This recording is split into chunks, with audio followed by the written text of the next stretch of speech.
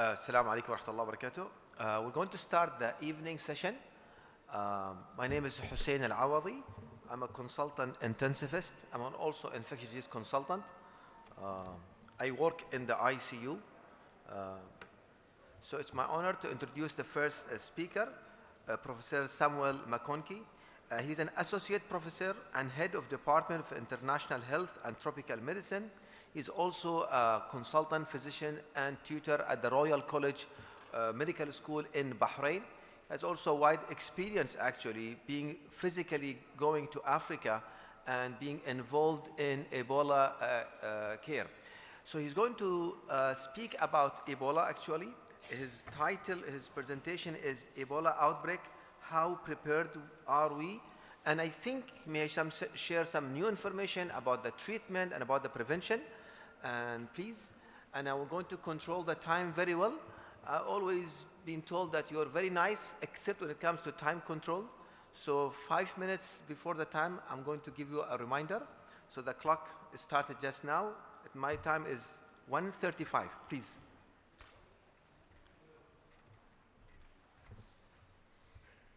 First of all, thank you very much to the organizers for inviting me to speak here. It's a great privilege and honor for me to be able to address you. My topic is Ebola virus disease. I had the honor of visiting with the Prime Minister across the road, and he asked me, what is our language? And I said, it's Gaelic. And I told him I was going to teach you all 4 words of Gaelic.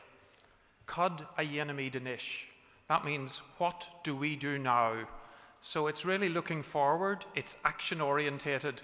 How should we respond to this very dangerous epidemic of Ebola that has happened for the last year in West Africa? So Cod a dhéanamh dinish is what do we do now? I'm going to tell you a bit about the history and virology of Ebola.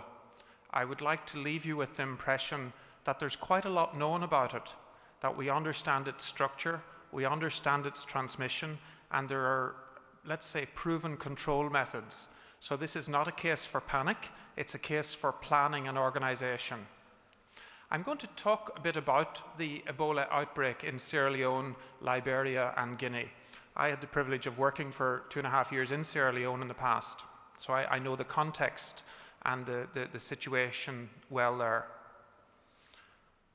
Looking forward, I'm going to talk about what we can do now to help patients with Ebola. I've called it artificial homeostasis, but I know there are many intensivists in the audience, and they will recognize this as intensive care. I'm going to talk about, at national level, contingency planning. How do we manage the risk of spread of a new pathogen within a country if it's introduced, for example, in an airport? Then finally, I'm going to talk about some brief review of new vaccines, which I've been involved with, and new treatments. These are as yet experimental.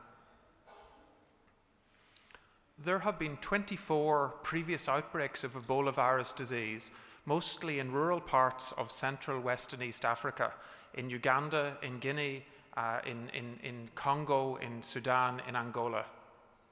So up until this current outbreak, there have been several outbreaks before. These have been small, typically 30, 50, up to 200 people involved. Often the beautiful gorillas have died also from this. So it's not just a disease of humans, it affects gorillas and primates and chimpanzees also. This is a map of the distribution. It shows widespread infection in Central Africa, and the light cream-colored countries on the map are areas where antibodies to Ebola have been detected in animal or human populations. So it's clearly been a serological response to this virus or similar viruses in these countries. The dotted purple line is the extent of the vectors.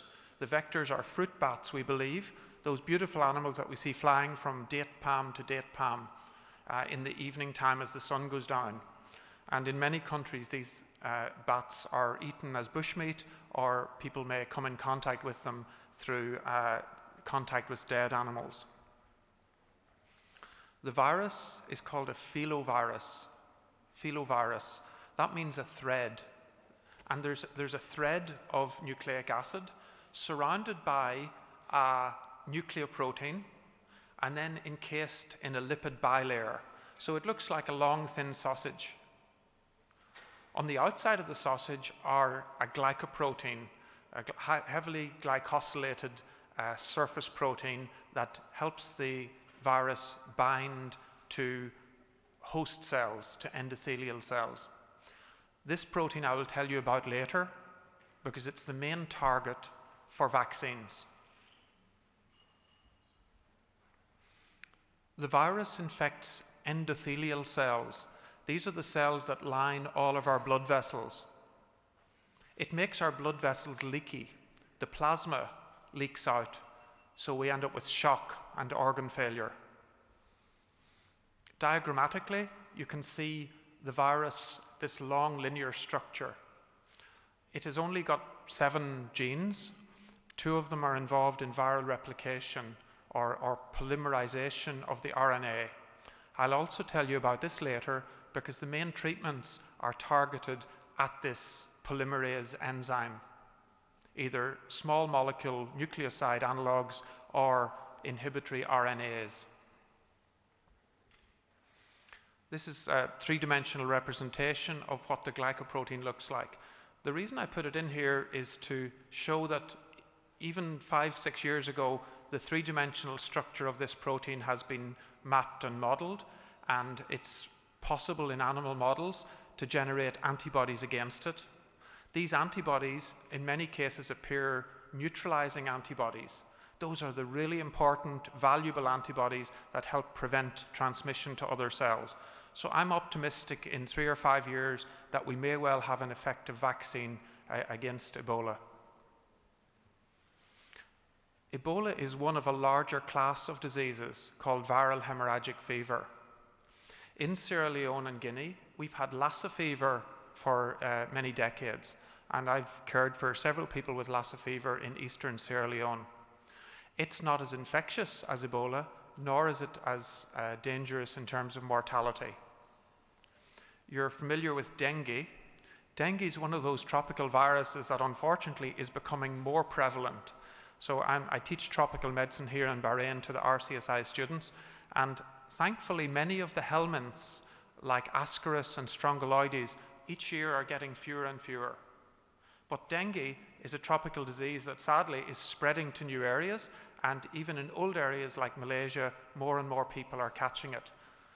Most people with dengue just get a viral-like febrile illness, but occasionally it can produce a hemorrhagic febrile illness. The last 2, South American hemorrhagic fever and yellow fever, both have effective vaccines. So there are good reasons to believe that vaccination is probably the best long-term way to protect our species from this. These furry little beautiful creatures, fruit bats, we believe are the vector. So a rather classy Nature paper 10 years ago went around collecting material from lots of animals in Ebola-stricken regions and found Ebola RNA in the body tissues of these fruit bats. The geographic extent of these 3 species is demonstrated here. When you sequence the RNA from those fruit bats' Ebola strain, it's in red here, it overlaps with the phylogenetics of the human Ebola Zaire strain that have been demonstrated in several of the epidemics of the past.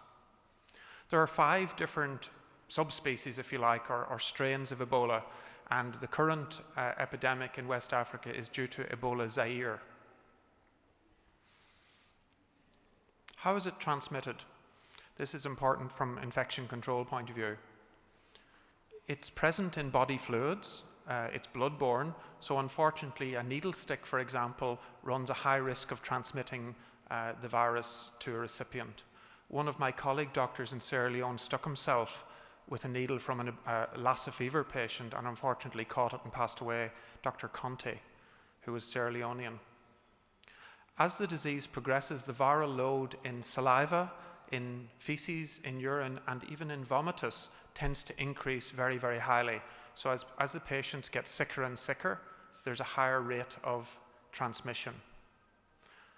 The current outbreak is associated with a lot of vomiting and diarrhea, and those body fluids are highly infectious.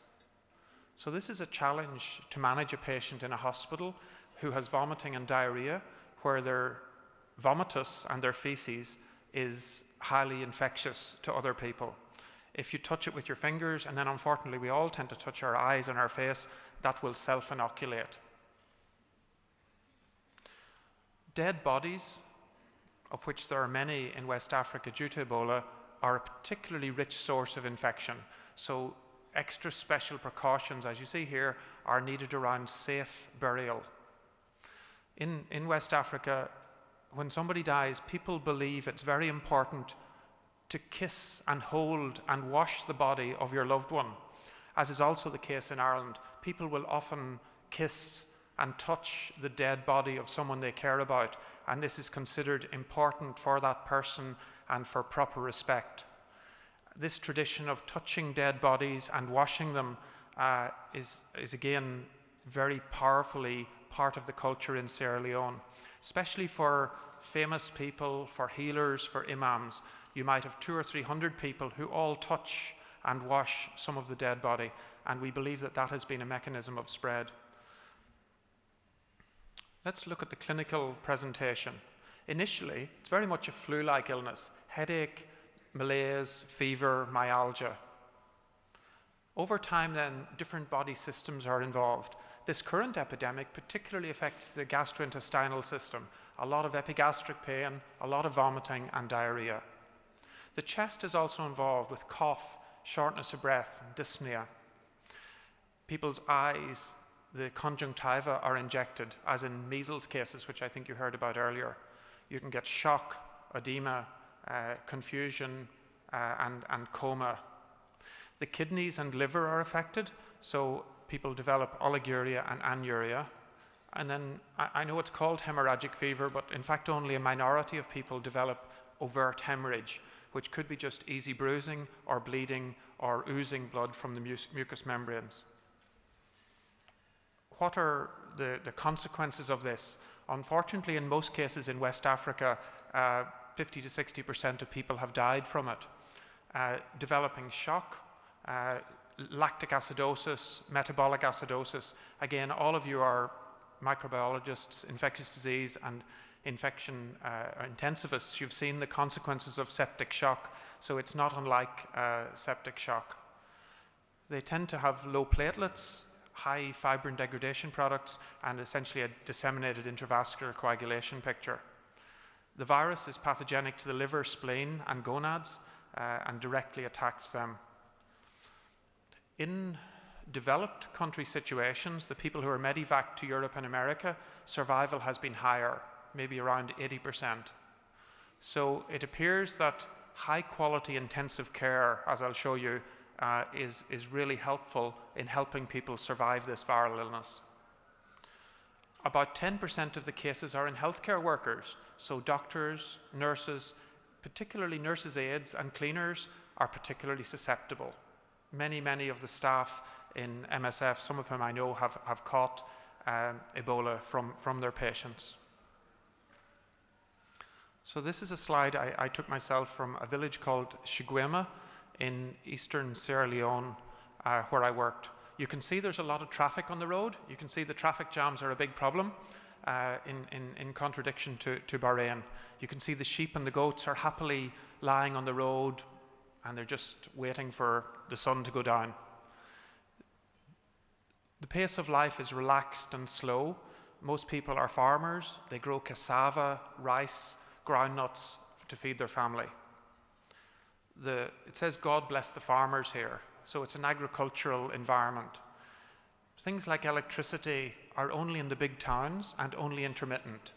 Things like water, you go to the well and drag it up. There's no real infrastructure of roads or electricity or water or even healthcare that's particularly reliable. And in that context, Ebola started to spread. You can see, like everywhere else in the world, the kids love to play, love to make faces, love to make drama. So the kids enjoy having fun. We found out about the outbreak in March 2014, but looking back, it seems to have started in December 2013. So we're now already 16 months into it. It was in a rural part of eastern Guinea. It spread rapidly to Sierra Leone and Liberia, and then very uniquely spread to the capital cities of these countries, to Conakry, Freetown, and Monrovia. We have never seen an outbreak of Ebola or Marburg in a big developing country capital city. This is, Freetown is poor. People are living in wooden houses with tin roofs. It's overcrowded with open sewers, and there are a lot of people squashed into small spaces. So in that context of a slum city, we've never seen Ebola before, and that is the challenge that we've all been facing. How do we control spread of Ebola in these sort of urban environments? It led to fear. People ran away. They ran to their villages, sometimes spreading Ebola throughout the country, as I'll show you in the map to come. The initial responder was an NGO called Médecins Sans Frontières, who have experience of more than 10 Ebola outbreaks in the past, and they have developed the capacity to create safe care environments for people with Ebola and teach staff how to prevent its spread to each other. Rapidly, the government of these countries and MSF were overwhelmed by the challenge of so many people dying around them. This map shows Guinea, and maybe I've got a pointer here, maybe not. This map shows the Guinea to the north, Sierra Leone in the center, and Liberia down in the south. The place where I showed you the picture is around where my mouse pointer is there. It's called Chiguema. And I also worked over in Sarabu, which is just south of Bo. Each red dot there shows you where the cases are, and you can see the epidemic spread widely over these countries. About 20 million people, 22 million people live in these three countries. So it's a reasonable sized population, mostly in villages in rural areas. And as I pointed out, it spread to Conakry, the city in Guinea, to Freetown and to Monrovia very quickly. That's the data from October. This is WHO data showing week by week number of new cases of Ebola in Sierra Leone. What I've done is I plotted that data with a logarithmic transformation. And shockingly, when you do some simple regression line, the red line is a regression line that I've created, the blue line is the crude data. This data fits an exponential growth very, very well. The R squared is 86%, which is really showing that this model explains 86% of the diversity of this data, just with a simple exponential model. So through March, April, May, June, July, August till October, there was exponential growth of Ebola cases in Sierra Leone, with a doubling time of 36 days and an ongoing exponential growth. If you project this forward, it's a nightmare scenario. Within a few months, you have millions of people getting it.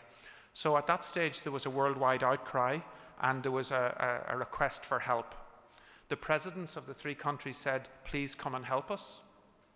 There was WHO leadership got involved with the national governments, and many countries who had the biological diagnostics and skills to look after people with Ebola sent mobile teams to work in Liberia, Sierra Leone, and Guinea to try and help the situation. People from all around the world, particularly to do staff training, to do diagnostics, which is mainly PCR-based diagnostics, to set up these care facilities, to set up infrastructure like airline deliveries, field hospitals, water, electricity. Where are we at now? We're now 15 months into the epidemic, and this is how it looks. Thankfully, the number of cases in Liberia is down to single figures, 3 or 4 last week. In Sierra Leone, it's mostly around Freetown and also decreased to dozens of cases rather than the hundreds per week of previous times. And in Guinea, the number of cases has also dropped. This shows the number of patients in Liberia. You can see it peaked up about 200 or 350 and now has dropped to almost 0.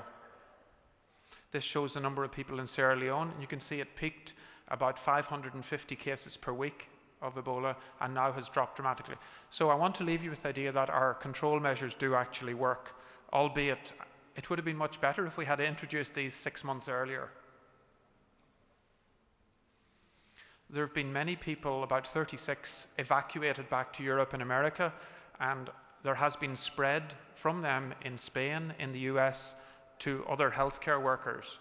There's also been spread to Senegal, Nigeria, and Mali, and those countries, with great effort, have quarantined and isolated the cases and prevented their spread in the population.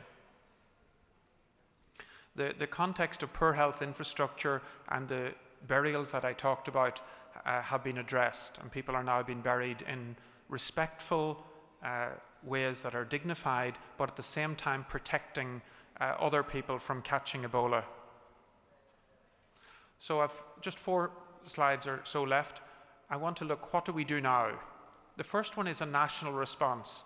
Each country, including Bahrain and Ireland, have to come up with national contingency plans. What do you do if someone arrives in Manama or in Bahrain airport with suspected Ebola? Every country needs a plan. We need clear governance. Who's in charge? Who do you call? Who is taking control of that situation? Needs to be clear. We need to have plans in place. It's no good struggling at the last minute when the case is there. You have to make the plans in advance and then train the staff so everyone knows about them. In my hospital in Beaumont, we've all been dressing up and really having fun, getting covered from head to toe in our infection control gear. We've gloves and visors and masks and goggles and double gloves. And we've had lots of training days in how to take these off. I learned a new word. It's called doffing, D-O-F-F. I never knew what doffing was before. Doffing is taking things off. You've probably all seen the surgeons when they're taking off their gloves. They pull the elastic back and then let it go and it goes zipping into the waste bag. That's not the way to doff your Ebola gear. You have to take it off with a buddy mentoring you and a third-party observer checking off that your appropriate ways of doing it are being followed. You have to be able to identify a case. How do you identify cases? I feel like a teacher here teaching tropical medicine. It's called take a travel history. So we should be asking our febrile patients, have you been traveling in the last 3 weeks? And if people have been in Sierra Leone, Liberia, or Guinea in the last 3 weeks, then we need to institute appropriate infection control promptly. So taking a travel history is essential. All the barrier gloves, the training to doff, and care with body fluids. Each country should have national guidelines on how to do this. This is a nod to all the intensivists here. I've called it artificial homeostasis, but essentially it means intensive care. Managing people's fluids, their acidosis, their oxygen, their hemoglobin, platelets, clotting, and their metabolic factors, and normalizing these is a key stage in improving survival with Ebola, of course also with sepsis. So high-quality intensive care, including dialysis and ventilation, seems to lead to much better outcomes. There are several new vaccines. I've done quite a bit of vaccine development research and clinical trials with adenovirus. So 3 of the new vaccines have an adenoviral vector. A vectored vaccine is where you take a virus that's weakened, put in an artificial gene from another pathogen like Ebola, just one gene, into it. It brings those genes into the cells, the proteins are made, you get an immune response, but the virus doesn't continue to replicate. So these are called vectored vaccines. And I suppose you might say they're very fashionable right now. They're easy to make, they're easy to scale up, and in animals at least, these vectored adenoviral vaccines seem to work to prevent against Ebola. There's one developed by, it's really an Italian company called Ocarios, but for reasons that I don't know, they were based in Basel, now bought by GSK, and they've developed probably what I would say is the front runner of vaccines against Ebola. It's now in phase 2 trials in Mali. Does it work? It works in animals. Does it work in humans? We don't know yet. How do you test it in humans? That's a real challenge. Is it ethical to have a placebo control or to only give it to some healthcare workers and not to others? These are regulatory questions that are being discussed. This picture is of a virus called vesicular stomatitis virus. It's a horse virus that causes ulcers in horses' mouth, and it also can be used as a vector by a company called Merck in the USA, or here I think it's called MSD. There's a third option. A company called Bavarian Nordic have used modified vaccinia ankara. Vaccinia is the smallpox vaccine, the cowpox derivative, and this is what it looks like. Again, you can put a gene in it very easily, and it's very immunogenic. So I did some of the original work with this in malaria research several years ago, and it produces very good T-cell responses and reasonable antibodies. This is also in phase 1 trials. So these issues with new therapies are a real challenge. The ethics of doing trials safely are new. Do you want to be in the control group, or do you want to be in the intervention group? Is it ethical to have a control group? How do you get rapid regulatory approval? How do you get a regulator to approve your trial promptly? When I did these type of vaccine trials in Ireland, it took us about 6 months to get regulatory approval, because they want to make sure your products are safe before you give them to humans. So there are quite big challenges to doing rapid clinical trials in any jurisdiction. Then again, I've worked in Gambia for 5 years doing clinical research, and finding sites that have water, electricity, computers where you can actually do a trial is a huge challenge. How do you scale up production? If you have a vaccine that works, you need 20 million doses tomorrow. So this is where Big Pharma is an essential partner. And this is my last slide, you'll be happy to hear. It's just to highlight what's coming with new therapies. Patients have been getting convalescent plasma. This theory is probably 100 years old. Infectious disease doctors have been doing it even in the pre-antibiotic era, hyperimmune serum and purified antibodies. And that's what's been tried in several of the sites in Europe and America from survivors. A company called ZMAP made this product in tobacco leaves, where they dehumanized monoclonal antibody directed against the glycoprotein. Essentially, it's monoclonal antibody therapy, like the anti-TNF therapies that we use for Crohn's disease and rheumatoid arthritis. This has now been used in about 7 people, and then unfortunately its production is finished. There's a phase 2 trial of brincidofovir. You may have heard of cidofovir. It's an antiviral used for smallpox and vaccinia. It also works for Ebola, and this brincidofovir is a prodrug that can be given orally. It's in phase 2 trials. The Japanese product is a nucleoside analog. There the trials stopped. Why? Because it was set in Liberia and there are no more patients. So again, you see how difficult it is if you're trying to develop and test a product that the location where you've built up as a trial site may no longer have enough patients. The antisense RNA has only made one product so far. It's an anti-cytomegalovirus product that was useful for CMV in the eyes, but it's a flexible and theoretically it's a good idea, let's say, and it's easy to make it. So there are 2 ideas using antisense RNA. And then interferons, as you probably know, are generic antivirals. They sort of are generically treating and inhibiting viral replication. So I hope I've left you with the idea that there are lots of things we can do to respond to Ebola. We can help the countries where Ebola is endemic. We can help with staff training and with diagnostics in Sierra Leone. Secondly, we can develop national contingency plans to help deal with the emergency if a patient comes to our country here. Thirdly, we can work on new vaccines, and fourthly, we can work on new therapeutics. So thank you again for the privilege of being here. I've left you with some resources about Ebola, because there's lots of interesting information available from WHO and various other sites. So thanks again for the invitation.